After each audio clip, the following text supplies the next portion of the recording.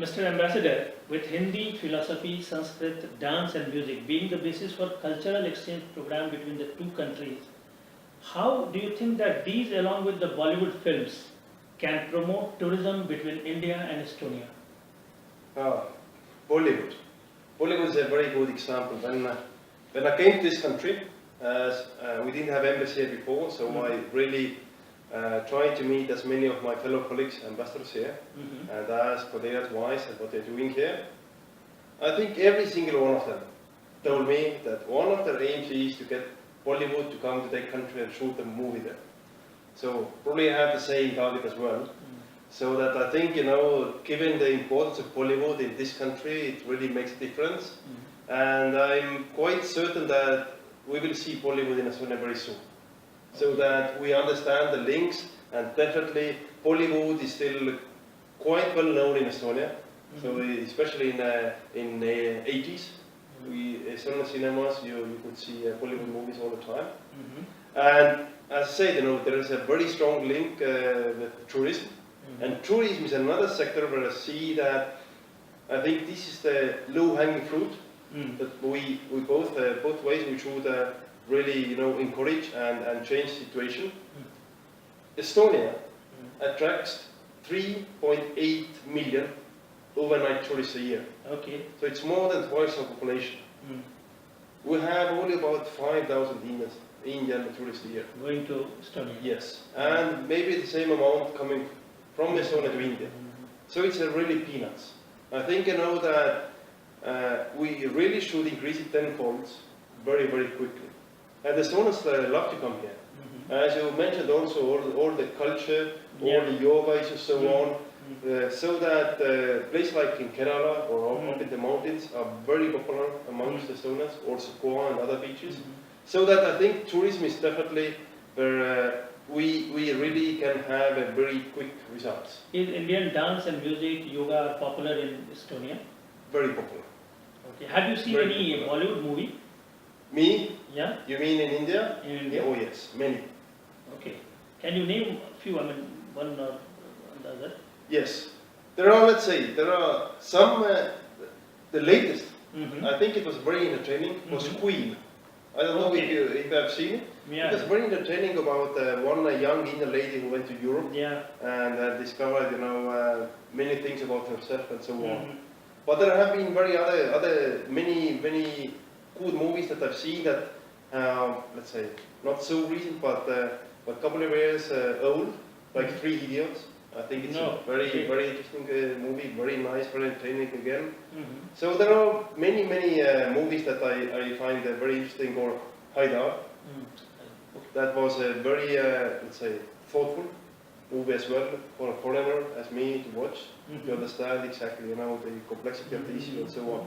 So I think that this kind of films are extremely, again, important to understand the culture of the country.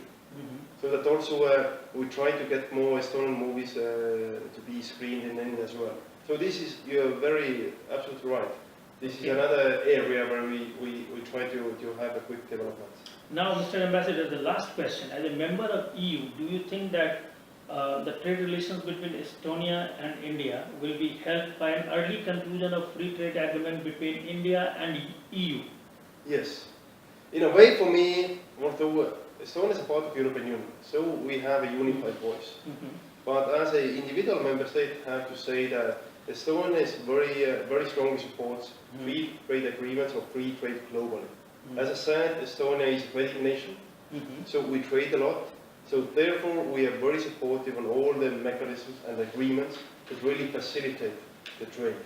So that I really hope that European Union and India, we have already gone so far that we can, restart the tense negotiations and find a common understanding as quickly as possible. Thank you very much, Mr. Ambassador. Thank you very much for being with diplomacyindia.com. This is V.N. Jha and Amay Sathe for diplomacyindia.com at the Embassy of Estonia in New Delhi. Thank you.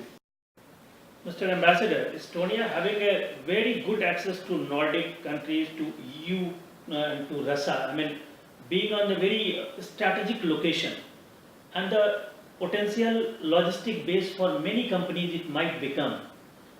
how do you propose to attract Indian companies, investors, and even the civil aviation sector to Estonia? This is a very fair question, as I said in a previous question, that old habits are there. That is one of the big obstacles. Okay. So that again, increasing awareness is one of the biggest tasks we're facing. Let's say there are shipping routes in order to trade with Russia, so that usually maritime routes are always cheaper than on the land. So that Okay. why not to extend those shipping routes as far as you can go? And usually you can go to the eastern shore of Baltic Sea, where Estonia is, and then you put all your cargo on rails.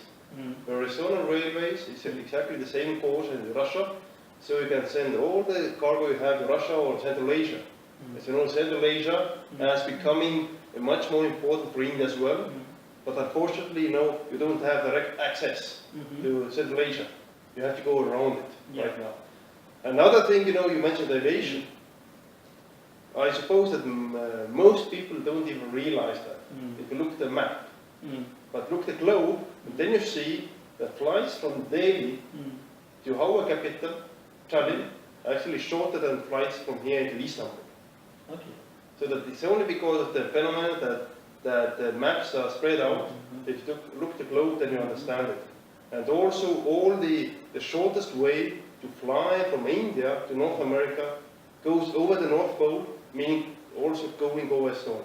So do you plan to sensitize Indian public, corporates and companies about this possible change of habit in looking at the strategic location of Estonia, then exploiting the rail, road and aviation, all the three sectors from that place to Europe to nautical? How do you plan to sensitize people? Do you plan to sensitize and change the narrative itself?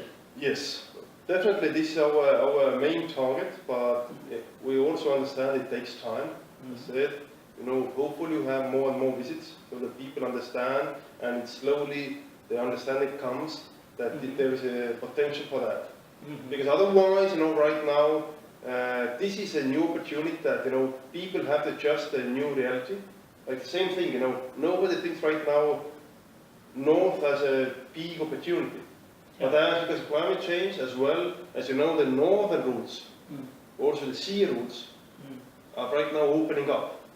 So that the whole perspective, how the logistic routes are drawn on the map, has to be redrawn. Okay. So that we see there, for us, also a big opportunity.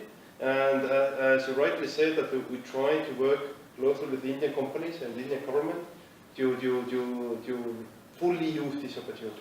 Your Excellency, cyber security and citizens' privacy.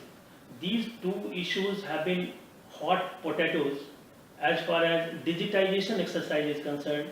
These were the issues in some European countries also. In our country, it's a big issue regarding the privacy issues and citizen rights and all those things. So, how Estonia have addressed these issues and how they are relevant for India? Cybersecurity, I would say that this is the most important aspect in our e-government system.